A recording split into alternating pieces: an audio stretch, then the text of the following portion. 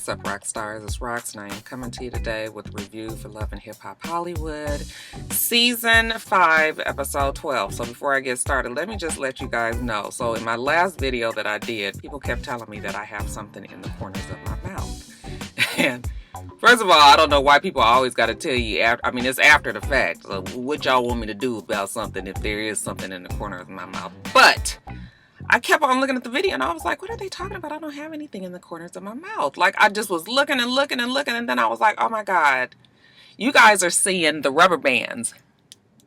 You guys know that I have braces, right? Maybe some of you guys don't know that, but yeah, I have braces. So I have rubber bands in my mouth.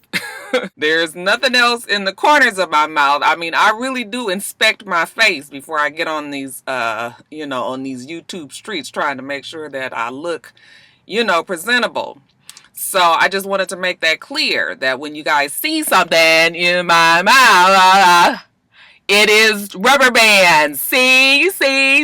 All right. I know y'all just looking out for Rocky. Want to make sure that I ain't out here looking crazy and everything. But yeah, that's what it is. So just wanted to get that out there, the review. Let's get to it, shall we? All right, you guys, let's start with Apple Watts, because this storyline is quickly turned into something that I was not hoping that it would go to. But okay, so Apple Watts says she's trying with her dad, right? So she meets him at church. Not quite sure why we're meeting at church. Maybe this is supposed to make her father look like a better dude or whatever. But she meets him at church. I was just like, girl, you put on the whole armor of God, okay? Don't want to turn into a pillar of salt while you walk out there. Now, anyway, we in church, right? Apple starts telling him about Shun Love and how she's been managing her. And, she wants her to sign this contract.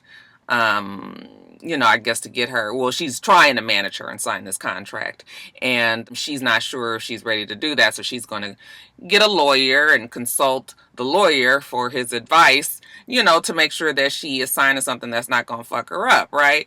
The father is just like, oh no, why are you letting a lawyer see it? Let me see it first. I was like, what? Now, immediately, I was cool on daddy. From now on, I was just like, Apple, you need to let this snake go, okay? Because brother man is too concerned about your contract. He should not, I understand him having, just the general concern of make sure you make the right decision. But nigga, you ain't fixing to get in my fucking finances. I don't know you, okay? Remember, you left me.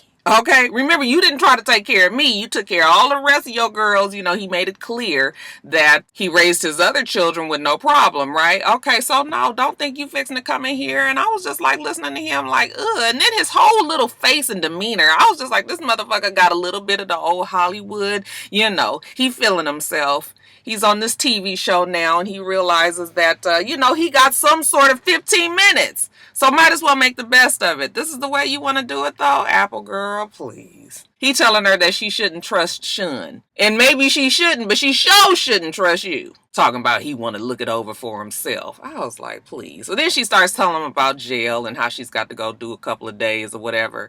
How many, was it 30 days? I'll keep getting her mixed up with Tommy. Tommy from Atlanta had to do 2 days or 1 day, and she got all these niggas on these shows going to jail, child. Anyway, she gonna go do her time and get it out the way. Of course, he don't understand that. It is not for you to fucking understand at this point. I don't like the daddy. Okay, let's just make that clear. So I guess, because he wants to, look out for his daughter, he reaches out to Shun Love himself. And Shun Love don't really understand why is she meeting with him. She ain't heard shit about the daddy. The daddy ain't been around all this time. She been working with Apple Watts. What are we talking about here? So they sit down and, the dad is sitting all back. He got this whole other look now. The demeanor has totally changed. Okay, I guess he big boss daddy now. Fuck you. Shit. Shun tells him that, Apple Watts has already signed to her. I don't really know in what capacity she signed to her, what this means, because isn't the whole discussion about a contract that she's supposed to be, running by a lawyer? So I'm not quite sure if Shun Love just said that to get the daddy out her face or what. But, he's going on and on about how he been around for 6 years. She was like, 6 years what? Nigga, you ain't been around no 6 years. If you have, you ain't did shit. I done did more for in these last couple of months I've been working for, than you ever had in these 6 years. So, no. This daddy got the nerve to say, you know what, how about he look over the contract, them two start managing her together, and they split the profits. I said, nigga, what? Are you really sitting here and saying that?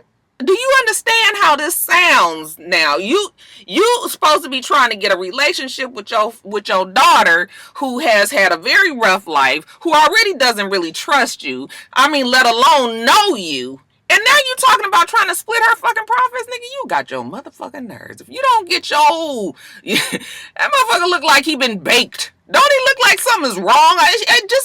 Just cooking still. You know how when you make brownies and when you take it out of the damn oven and it be having like the pot, it be having like the holes and the shit in there and it still be kind of doing a little bit like that. That's how that daddy look. Sean Love was like, baby, we not doing nothing together. You don't have no money. You can't do nothing for her and you damn well can't do nothing for me. The fuck I want to spread the love for or spread the wealth in this case. And you can't do nothing. I don't think so. And again, he goes on and on about how he helped his 4 daughters and everything. And yeah, no.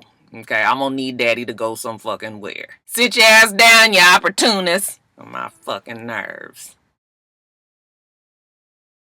And then while we talking about stupid ass people, let's talk about Jay Wills. Now, I don't have a problem with Jay Wills, Candy, whatever the fuck he gonna be, his alter ego, he gonna be here. But what the fuck is this authentic self that he says nobody lets him be? Do you know who you want to be? Do you want to be Jay Wills? Do you want to be known as Candy? You the one that created this alter ego. Why all of a sudden you upset that that's the person that they want? Makes no fucking sense. This is pride. You know what that, it's later for that angry black man that you was trying to bring. It's always a time and a place for it. That wasn't it. But he got an attitude. So he say he gonna have to teach Ray the Gay AA a lesson. So he goes to the office of Ray the Gay AA. You know Ray the Gay AA stands for Ray the Gay Anthony Anderson. People ask me all the time, AA Anthony Anderson. Y'all got to keep up with these Nick's names now.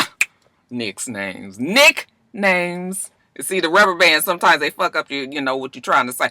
Anyway, he goes over there, and I guess Ray not really trying to, keep all this bad energy going. So when Jay Wills walk in there, immediately they cool. They laugh it off or whatever. Now that these two have kind of banded together and kind of putting LaBrittany down, because not only did she drop this gig with Pride to go over to London, but Jay Wills also feels kind of like she turned on him as well.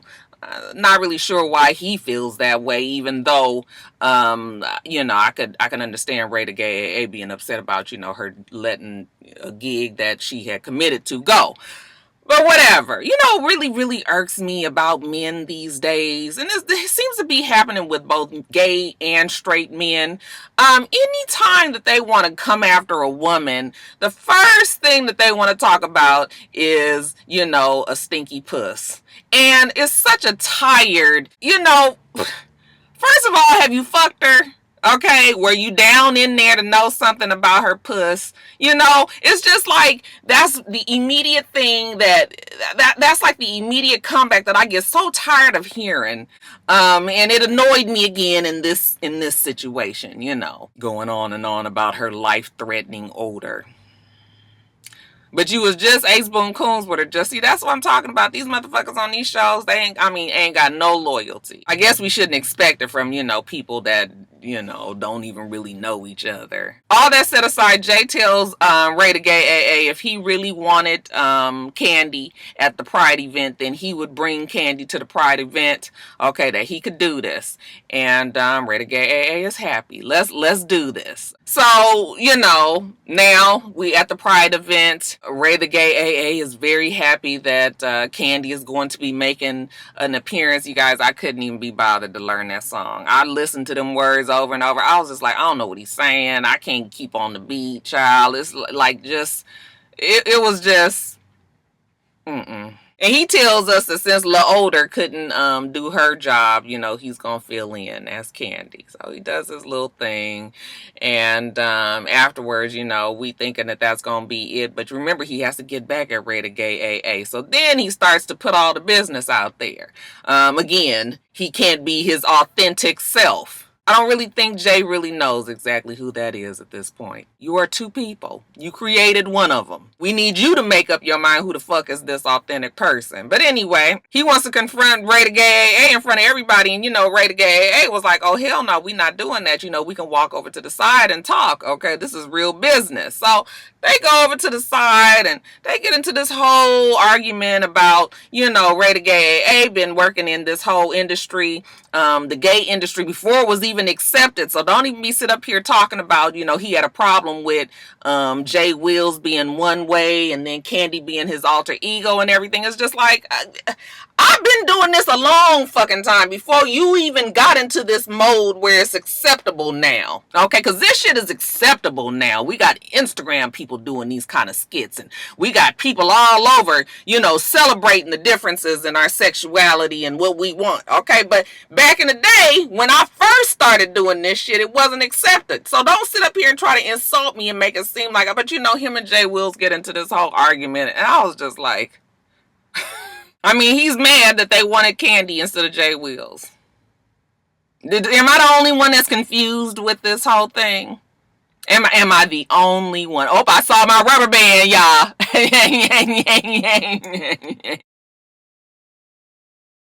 Alright, you guys, and then let's jump over to the girls over in London. So they still there, minus Nikki Baby. She done got the fuck out. They out on the town, minus Moniece as well, because Moniece, even though they're saying that she's kind of in her feelings about the fact that she hasn't been able to reach her son and Lil Fizz or whatever the fuck, I think it's more so that Moniece just don't feel like being with them bitches, basically. So, it's Paris and Bridget and LaBrittany and Brooke and all them, and she's saying how Moniece's energy has just been off, and Brooke says, yeah, well, she hasn't been really too truthful about what's going on right now, and Bridget says that Moniece is in between a rock and a hard place because she's friends with two people that are enemies, and she's trying to be friends with both of them. I really don't see what the problem is here, really. I just honestly don't. Okay, I have friends that don't like each other. I'm still their friend.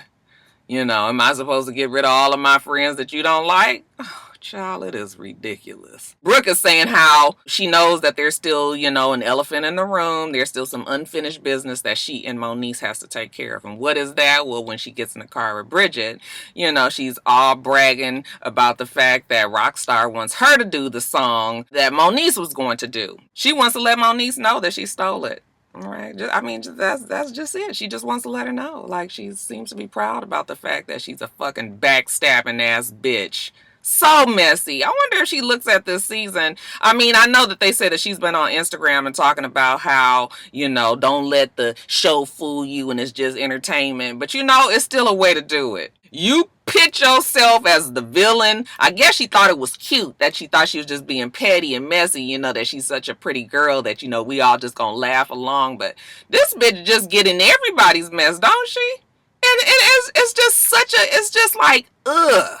Okay, ain't said shit. You wouldn't even know she was a singer, a very good singer, because she ain't even mentioned it at all this whole season, except for when she now jumping in, on Moniece's shit. But just wrong. And like you guys were saying in my comments, that bitch best show her ass up at reunion, because everybody gonna have a fucking problem with Brooke. Okay, except for that stupid ass Lyrica child. She swear that's her bestie. I know by then they gonna be good friends again, but yeah, she needs to. Mona, y'all, if y'all watching, don't let her back out of that. Okay, she need to answer for a whole lot of sins this season. Anyway, Brooke is on her way to a shoot with Bridget, okay? And Bridget, she actually looks really pretty. I was like, I wish that this is the way that we would have met Bridget from the beginning. I would try to, I'm in between trying to lean towards giving her a chance and, liking her. because she just is cool this season. It's like all that shit she did last season was so unnecessary. Anyway, they had this photo shoot, you know, and Brooke is there, you know, supporting. Okay, just trying to figure out a way how to get this bitch in the back too. And then Moniece, you know, I guess she has a change of heart. She's ready to hang, and she shows up there. That Brooke. Okay, she obviously knows that Moniece is medicated, and Moniece is really just trying to stay in a certain, you know, just to stay on a certain level. But when she talks to her, she is so in your face and confrontational. You know, she just basically told her, like, I didn't believe you when you fell out. You know, I just felt like you was faking. It was nothing wrong with you. And I was just like, what? You just gonna sit up here and boldface insult this girl like this? Okay, I mean, I guess she, you know, she said it behind her back. She gonna say it in her face now. Okay, I guess you can only respect a bitch like that, right? But, you know, Moniece was like, you know, again, explains that her medication, you know, they gave her something different. It threw her off, whatever. But and I don't think that Brooke needs to have any certain type of loyalty to Moniece, because didn't they just sort of meet this season or something like that? But, you know, as far as the show is concerned. But just on some human level, you was disrespectful as fuck right now. And I was just like, I just wish somebody would hit her in her pretty ass face. So Moniece tells us that, you know, she see where Brooke is coming from. But when Brooke tells her, basically, I want the song. Okay, Rockstar want me to do the song, and I want to do the song. You know, you didn't seem like you liked it all that much. You know, just Moniece was like, I like the song. But, I mean, if that's what you want to do. And I was just like, what the fuck is going on now? I know the child is medicated, but just in that moment, I kind of missed the old Moniece. I wanted her to just kind of, you know, spaz out real quickly and just bust a bitch in her face. That Brooke really got it coming, you guys. As far as they're concerned, they're good now. And Brooke is happy. And Bridget is happy. And Moniece seems to be happy, too. Child, if they like it, I love it. The next day or whatever, we see them kind of laughing about the night before when the girls had all hung out. And I guess Paris got super drunk and came busting in Moniece's room, who was already in her bed, and was screaming about how she needed to call K. Michelle, you know, that she didn't steal the money. And she, I guess, wanted to talk to her. You know how a drunk mouth speaks a sober mind, child. Brooke even said that Paris slapped her. Now, see, my TV was tripping because the wind was blowing real bad last night, and it blurred right when she said what Brooke did. I mean, what Paris did. But it seemed like Brooke said something like Paris had slapped her in the pussy or something like that. Like, what? I was like, what is going on here? But, you know, you can't never believe what the fuck Brooke said. She just always trying to get in on somebody's good time. Ain't nobody fucking messed with your pussy. Is that what she said? Y'all might be wrong. Anyway, Moniece says that she's glad that, you know, she's fixed the problems with LaBrittany, cleared the air with Brooke. We still got to clear this air with Tearirra. And I told you guys last week that I don't know what's going on with Tiara, but she's on this whole rah-rah, you know. She just, the way that she's been acting, you know, it just raises an eyebrow. You way too combative. It's like a child that's been caught in a lie. And it's also like a person who is living in the spotlight, who loves the fact that she's getting this attention, even if it's negative. And the way that she's talking to Moniece is so fucking disrespectful. It's even worse because Moniece is not coming back at her that way. But she just so ready to jump over the table, and I was just like, girl, what? All this is not necessary. I was really impressed with the fact that Mona had been paid all the people around them to not even pay attention to these niggas that's sitting up at this table with the ghetto antics. Okay, because then nobody turned around while Tiara was over there tapping and doing her head and fussing at Moniece the whole entire time. But Tiara seems to feel like Moniece is the bad guy because K. Michelle and Akbar have been talking. Now, what do Moniece have to do with the fact that K. Michelle and Akbar have been talking? Okay? And the fact that she's so bothered lets you know that she's still so very much wrapped up in love, lust, control, whatever the fuck it is. Okay, wife number 3. You can't be mad at Moniece because of what K. Michelle and Akbar is doing. And everybody at the table starts to realize how crazy Tiara sounds, because they start looking around like, wait a minute. Now, are you mad at Moniece because she didn't tell you? Or are you just mad at the fact that K. Michelle? It has nothing to do with Moniece. That's why I was just like, Tiara, another one. Okay, girl, you can stop all these histrionics. Because don't nobody feel like sitting up here listening to that when you sound like the fool. She is an ultimate disappointment. 5 seasons, that Tiara, man, it has been nothing but downhill for her. This is such a bad... Girl, you need to check yourself. So then they get back to Hollywood. And Brooke, of course, takes it upon herself to meet with Akbar because she wants to know exactly what's going on. So when they meet up together, he tells her how he regrets that they never worked out. And, Brooke, let's keep it real. If I really wanted Akbar for myself, I could have him. Yeah, you can have him. She's talking about she could be number 1. Yeah, you can be number 1. It's still going to be 2, 3, 4, 5, and 6. I thought that they was just homegirls and that he tried to holler at her. Now they saying that they actually had some sort of relationship. Mona, bitch, I'm going to need y'all to keep these storylines consistent. Which one is it? But anyway, she's talking to him, trying to find out what's going on with him and Tiara. He says they're not done. As a matter of fact, after Tiara did that press conference, remember she had Moniece and Brooke there as support. Nikki Baby didn't come to that shit. Now we see why, because we knew it was a fucking farce. It was some bullshit. Okay, he was like, right after she left there, she came to Texas to where I was and spent some time with me, and then she flew back to LA,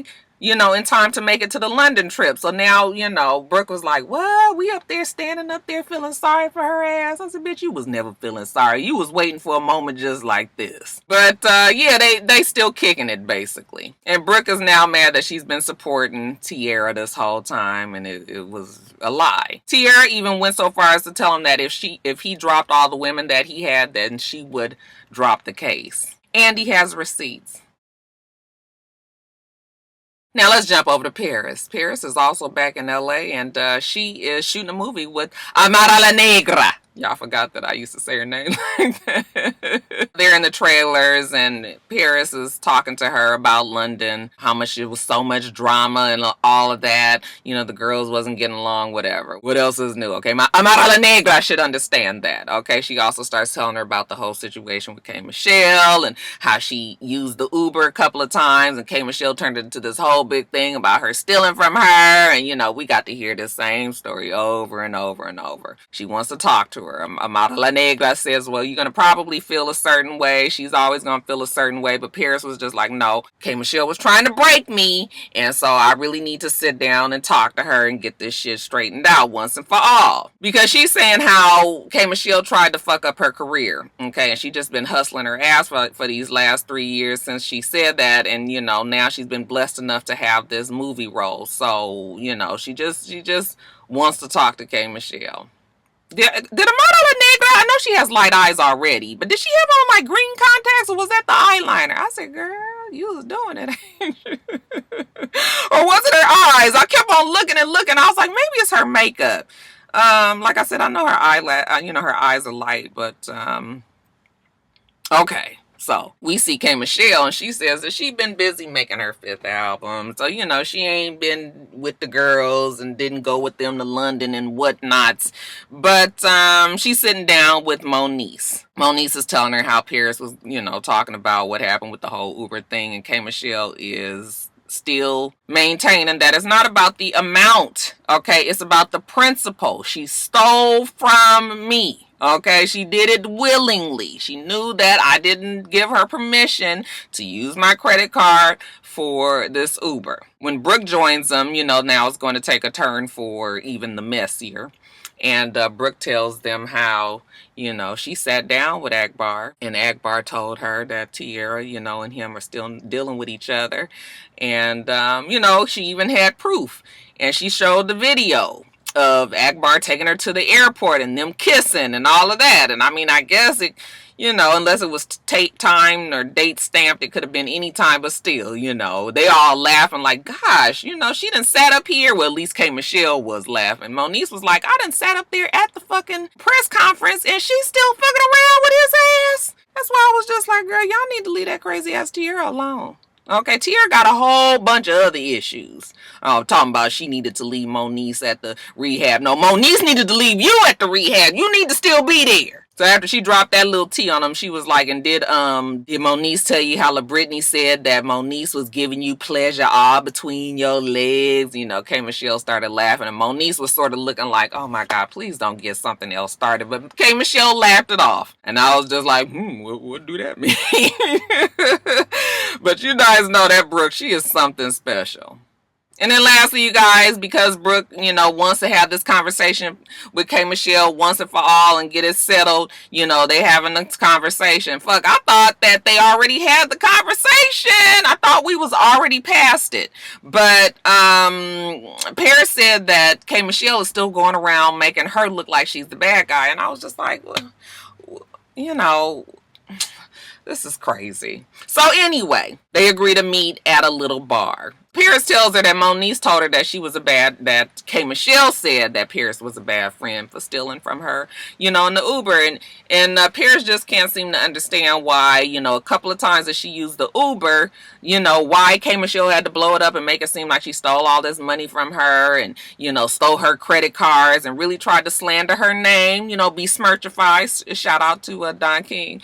And make it hard for her out there in them Hollywood streets. And K. Michelle was like, bitch, first of all, it wasn't a couple of times. And again, it's not about how much. All right. And the whole time I was sitting there listening to Paris, I was getting annoyed because I was like, bitch, now look, I could have probably let 1 or 2 times slide and it was like $8 here, you know, $20 there.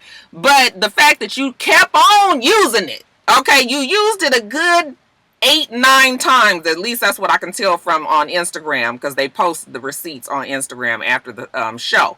But to me, that looks like you just gonna keep on using the Uber, and you probably stopped because you got fucking caught. Okay, because K. Michelle realized that this money was coming off her credit card and that she had to report it, and then they stopped because now it's starting to look like, bitch, you just acting like that's your fucking credit card, that's your Uber account, that you just, you know, she didn't even deny the fact that when K. Michelle reached out to her, she was just like, oh yeah, I used it. How much was it? No, bitch. First the fuck all, you used it without talking to me. And I'm looking at the comments on the Shade Room and everything, and I was like, these motherfuckers is crazy because they all see the fact that they don't like K. Michelle. They letting that cloud the fact that, bitch, if you steal $10 from me, you stole it. Okay, and I probably ain't gonna get into no whole big fight with you, you know, and be arguing back and forth with you over these, $200-300, but I'ma always be cool on you.